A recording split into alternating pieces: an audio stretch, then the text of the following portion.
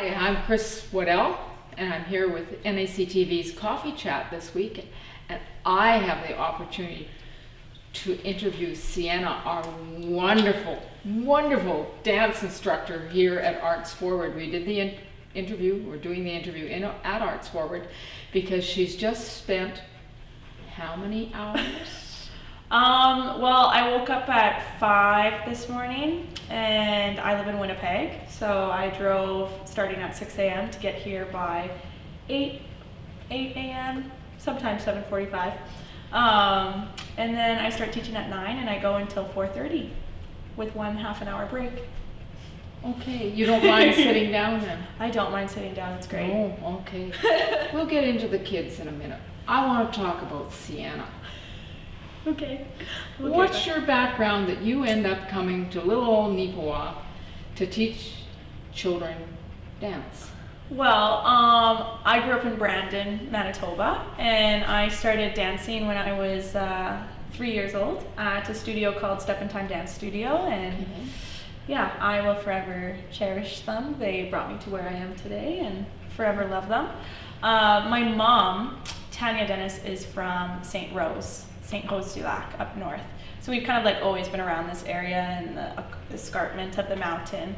And yeah, I graduated at 17, almost 18, and I decided I was going to pursue dance because I love it so much. And I moved to Toronto for a year I was in a university degree at the moment there at York University in a major of dance, and then COVID hit. I came home for a year. I did online school via my basement, dancing there. That has got to be a challenge. Like, it's one thing to do academic written studies. Yes. But physical dance, that's got to be interesting. I'm glad I had a nice open basement, so that was great for me and my training. But yeah, it was hard. I was thousands of miles away from my closest classmate because most of them were from like Ontario or BC, bigger places. I was the only one from Manitoba in my program. And third year rolled around because I did my whole second year online. From like that would have been 2020 to 2021 season of school. And then I went back to Toronto in the fall of 2021. And training just was not the same. It was like we had our boxes, teachers weren't interacting, of course, for valid reasons. Yeah. But I also felt like the energy of people was just like not there. They had kind of dropped it, and I just thought, like, maybe I just need to take a break. And maybe this is like, if I'm feeling this way, like I feel like I'm not getting the best training I can get, maybe I just need to wait. So I came home. I got a job as a librarian. Okay. Yeah, and then the next season is when I started here in Neepawa, and I decided that I wanted to start a program, and because I also realized I didn't want to be a librarian. No shade to librarians, but it's just, the 9 to 5 is not me, kind of girly, and that's okay. I'm an artist, dancer at heart, so sitting for all day. Oh, that would be like torture. For me, yes, it is. Torture. Yeah, very much so. So then I started my program here that season, and I started with a 10-week session, and I didn't know how it was going to go. How many children did you expect to have come? I thought beginning season, because I didn't know how publicized it was going to be. I had just walked around town in the summer of 2022, and I put posters up. Came to Yvonne, and Yvonne was like, yes, we want a dance program here. Started it. I was thinking I might get like 20 people, 15 to start, like in between there, with all my ages, like from preschool to 10 plus there. Okay. And I ended up getting 35. Okay. First time around. Yeah. And that would be, when did you start your session? What month? It was September. It was in September, and so your recital the first recital was in December? December that year, yeah. And it went fantastic. And then I had people asking me if I was going to do it again in the winter. So I went in for a second little session in the winter. And I think I got around 40 to 45 students that session. So it even grew 10 plus in the winter season, which is like, people are like, we're hibernating at that time. So like, it's hard to get out of the house. But parents want to get the children out of the house. Yes, they do. They do want to get the children out of the house and moving. And Expel energy. And we'll put a plug in for Arts Forward and former directors and president, the director Yes. that's there now, Yvonne. We've had very, very good over the years, and Yes. I'm old enough, I remember, and Rain's been in the community long enough. She remembers when it was Viscount Cultural Center, and we've always had good directors. So they really promote. Yes. They really promote the Yes. classes that are here. Yvonne has done absolutely amazing. The moment I reached out to Yvonne, she was like, yes, instantly. She let me control what I wanted to do. She was there encouraging me, supporting me, publicizing me. It was fantastic. I've never had an issue. Like, she's just always been like ready to help in a moment. Okay. Yeah. How young are the children in classes? I start at age 3. Sometimes I let 2-year-olds slide in. Sometimes, but 3 to I think I have a 13-year-old this year. So I go 3 to 13 right now. Okay. But as the years develop, because kids decide what they want to do when they're older, so no one's going to join dance at 16 years old. You can, Difficult. yes, It'd be difficult. challenging. So as the years grow, like I started out with 3 age categories. I had my preschool, my 6+, and my 8+, and those were what I started with 3 years ago. And now I have 4 age categories this year. I have preschool, 6+, 8+, and 10+, because my 8+ers from 2 years ago are now in 10+. Okay. And next year I'm adding another age category. So it will be, it's growing. The date of your recital Is in your- March 16th. March 16th, and there's 2 different times. Yes, there's 2 different times. There's 12:30 p.m. time, and then there's the 3 p.m. time. And each show is a little different. Our 12:30 p.m. highlights all of our seniors, which are our 10+ dancers, our oldest dancers, and our preschool dancers. And then our 3 p.m. recital highlights our 8+ dancers and our 6+ dancers, but there are 10+ dances in that recital. And there's also a few 8+ dances in the first recital, just to help with costume changes and time behind the stage. And that's something we'll deal with later, because that's a whole other issue, costume you're having. So I was a librarian, as I said. I came back from Toronto and got a job as a librarian in January, and I worked that year. Then I started Neepawa the next year, and I was still a librarian for that full year. And I also became a spin instructor in Brandon, so I do indoor cycling. And then during that year, I decided I wanted to go back to school for dance, but I didn't want to move because I had started this awesome program here that I didn't want to give up. And I did some research into Winnipeg, and they have a program there. It's a smaller program than the one at York, but it's more privatized in the way that we get to work with so many guest choreographers, and we get projects out of it and paid for like working professionally. So I auditioned for that program, and they put me right into 3rd year. Oh wow, that says something for you. Yes. For all the experience that you had, but it also says something for that 3-year-old that started. Yes. So long ago. Yeah, it does. So, so I'm in the senior professional program of the School of Contemporary Dancers of Winnipeg. Okay.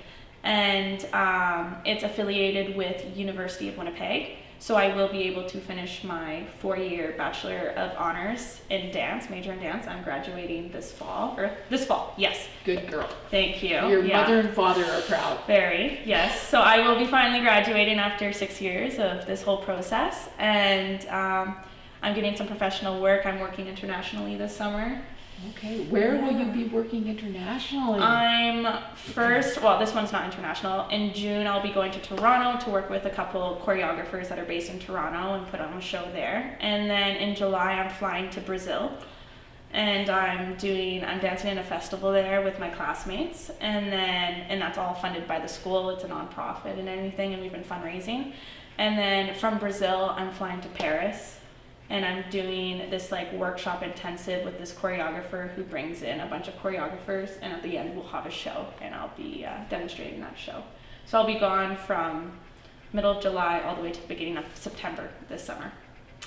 That's an interesting, someone in my boots and age, like thinking of someone having even a professional dancing career, you tend to think of ballet. Yes, And ballet. I know how intense that is. Like Yes. if you aren't shaped right and don't have the right feet, You're cut. Like it's very much like body type and everything. So the contemporary world's a little bit more accepting of like what your body can do and healthy in the ways of protecting your joints and everything, especially when your body's not made for ballet, like because it has everything to do with rotation, and it has everything to do with how your bones are created for each other. So if your sockets are deeper, you won't get as much rotation, which doesn't allow you to have that pancake flat turnout as like a ballerina has. Okay. Yeah. Wow, Yes. I am so impressed. Yeah, and so my schedule is like Monday to Friday in school from 9 to 5.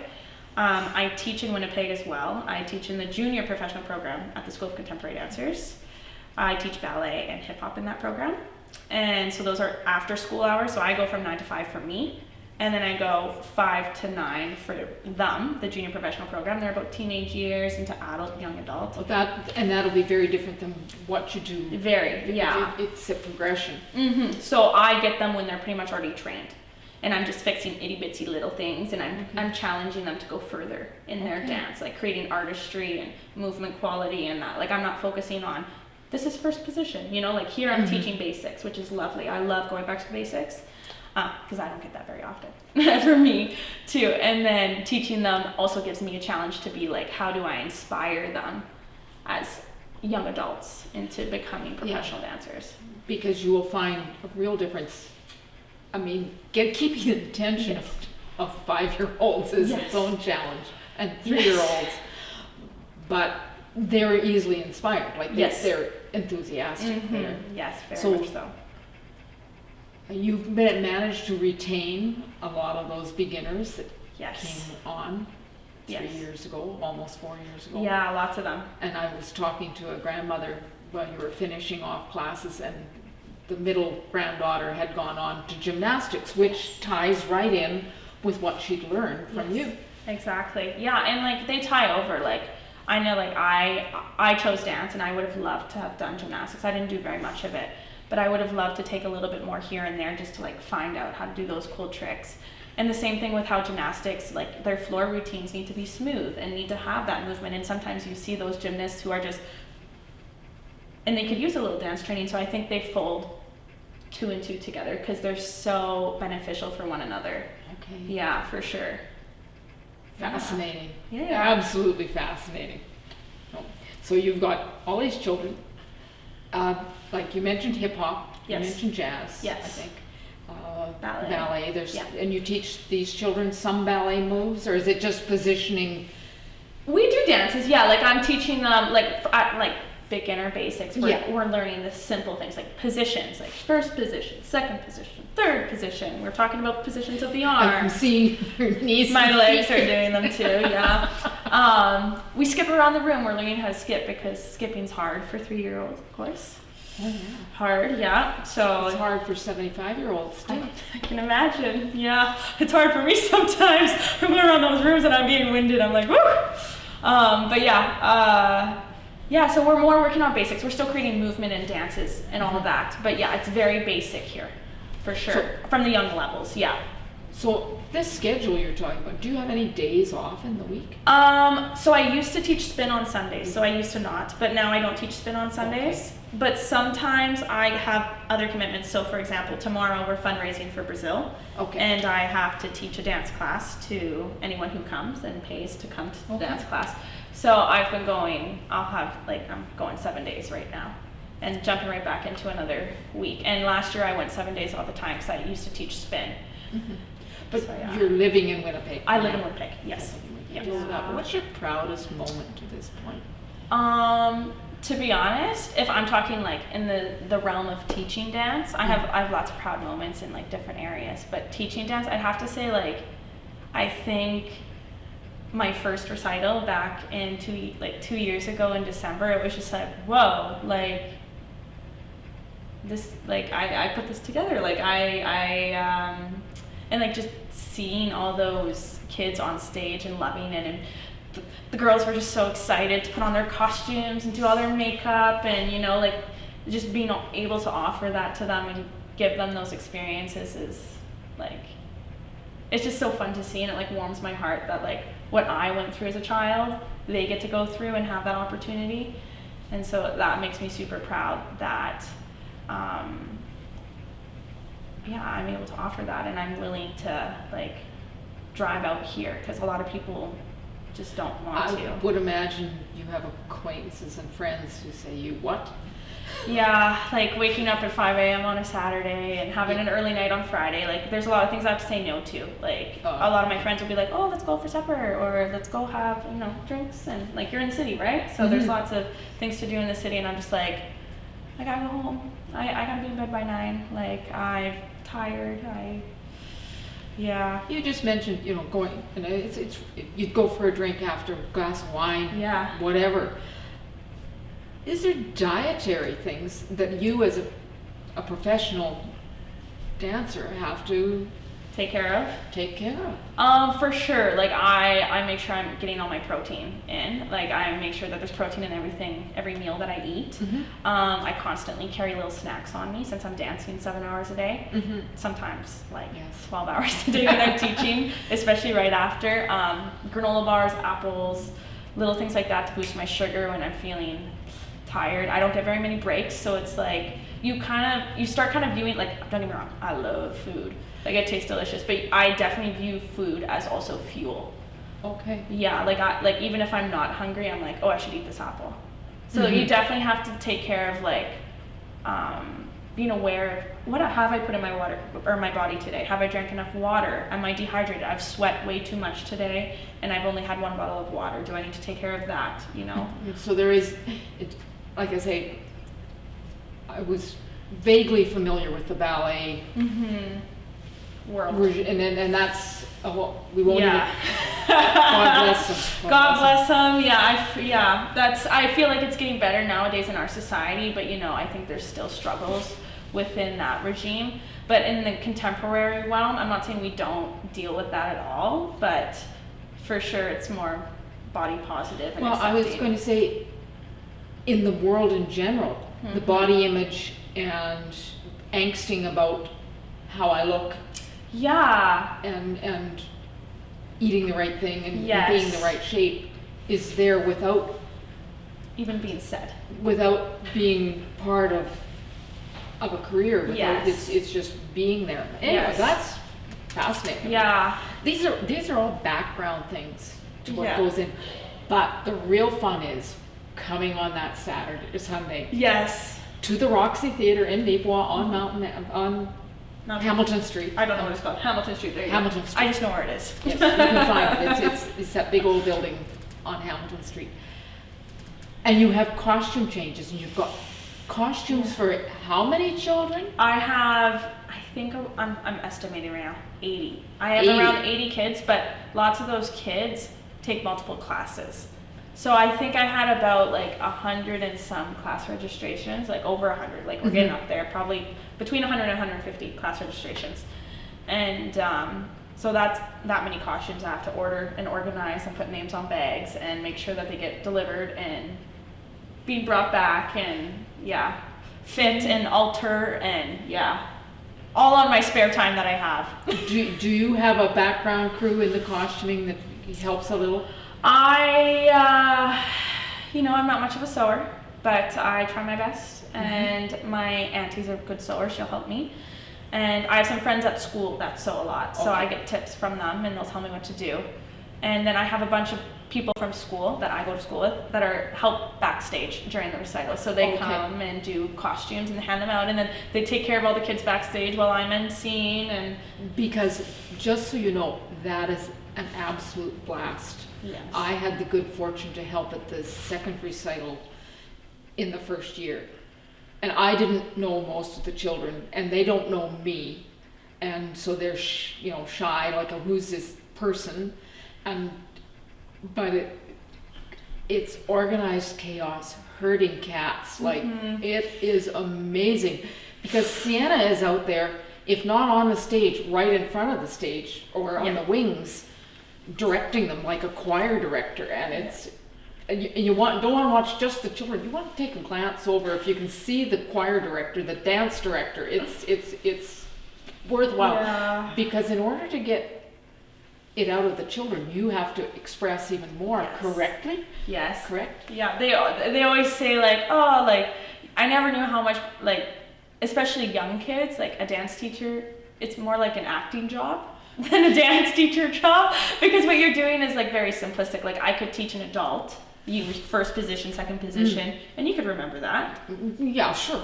Yeah, or anyone, Yeah. you know, like any adult, like you'd remember what first position, second position, and you could repeat that to a kid. But it's like the enthusiasm that has to go into it. Like you have to be a kid yourself to be in those classes. I watched you at a practice too, and you Yeah. used some cute phrases and some.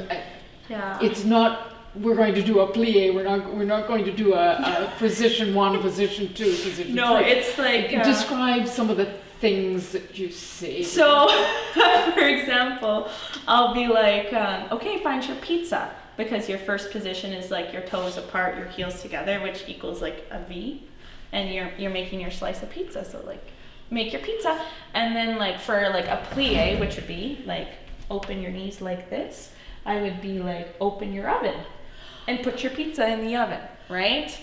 And so then like you let it cook, and you have to turn on the oven, so you have to do your tondus, but we call these magic buttons, and you turn on your oven, touching the magic button. Yeah, you have to be super creative to keep them enthralled, right? Mm-hmm. Yeah. And make something fun. they can understand, because they don't need the terminology at this point. Very much so. Yeah, no, they don't need it at 3 to 5 years old. I only start really introducing it into like 6, 7 plus. And they're basic dance moves, correct? Mhm, yes. Whether you're in ballet, jazz, hip hop, they're all the same ingredients to start with. 100%. Like, yeah, like hip hop's a little bit more upbeat and fun, and you're doing a few moves, but like they're just learning how to move their body. It's great. Like even just putting your kids in dance at such a young age is great for just like finding that like mobility and understanding how like, oh, I can move that leg and this hand, or I can move this hand. It's like all coordination. It creates like such great coordination development within young ages, and it's kind of like how babies learn to crawl. It's like it ties very much into that. You want them to crawl before they get up on their feet. Yes, correct? exactly. So finding like dance is just such a good way to like become aware of what your body is and what the movement can do, and yeah, just knowing, being available, Flexibility. yes, and just keeping that movement going. So you have to have 160 costumes or some great big number like that. Great big number, yeah. And where do they come from?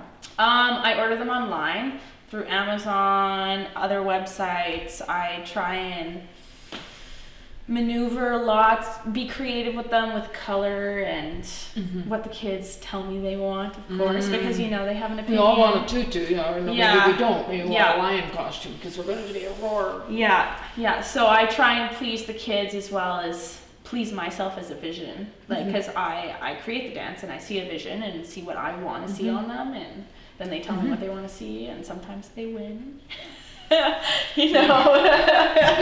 sometimes they would, and the parents have to be involved with this to a certain degree too. Yeah, they drop their kids off every week. They sit and watch lots of them, and they're lovely. I've never had any troubles with them. Neepawa folks, you just are so lovely. I've never It's had. not like soccer moms. No, not at all. They're all so lovely. I've never had or hockey moms. an issue with any of them. I'm like, you guys are all so kind.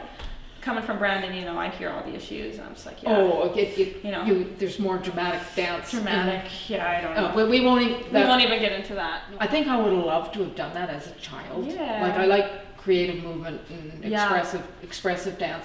So you've got hip hop, you've got jazz, you've got ballet type moves. Is there more? Yeah, I do some musical theater, which is obviously musicals, but no voice. We don't do voice. I'm not a singer. But it's more acting. She said not a singer, but not a singer, but she said it very, very softly. I did, sorry.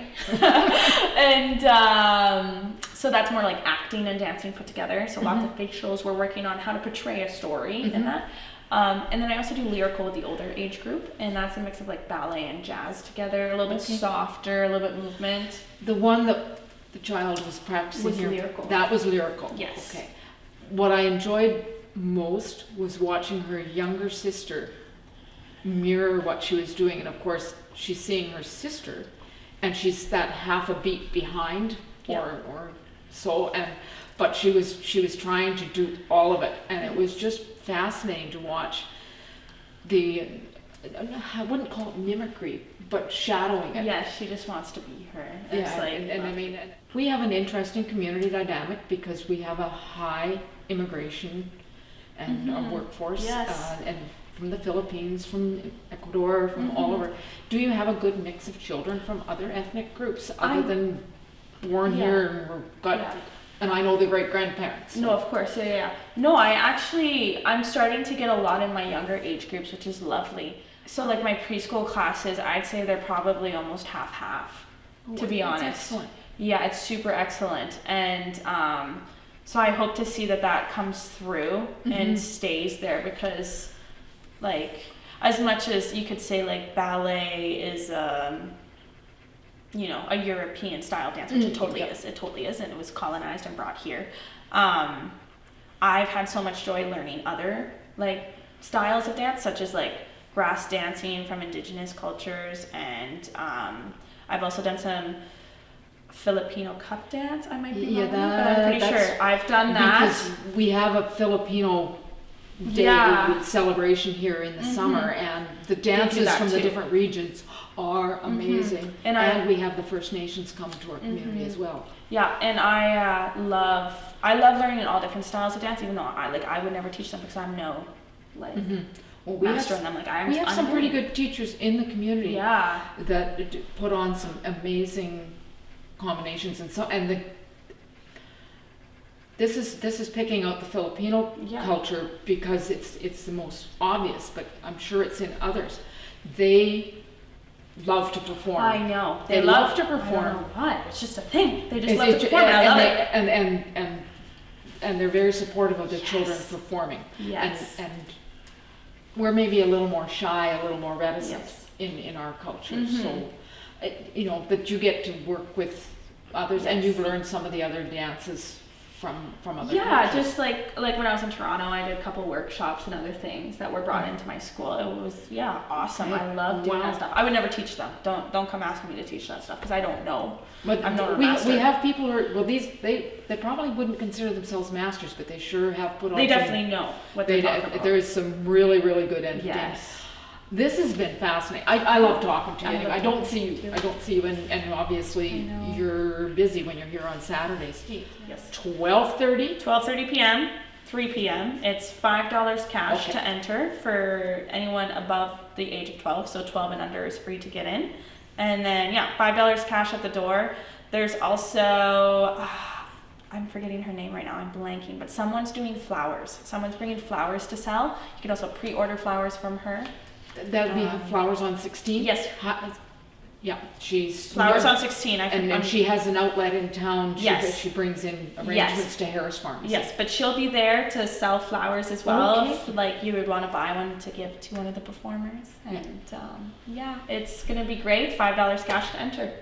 Yeah. Okay. So that's at the Roxy in Neepawa on Sunday the 16th of March. And believe me, it will be so worth it. I saw it the first year, the spring recital, and it was so worth it 3 years ago. So it's going to be a blast. It will be a blast. Thank you for making that drive out from Winnipeg. That was a big deal. Oh, I love doing it. It's so worth it. To be in these kids' lives and see their smiles, it gets me. Nope. Awesome. Anyway, thank you. That's it for Coffee Chat this week. I don't know what our wizards in the studio are going to do with our time, but I appreciate all the wizards in the background and Rain Pryor on camera today. Thank you. Thank you for having me. I appreciate you so much, Chris. That's so awesome.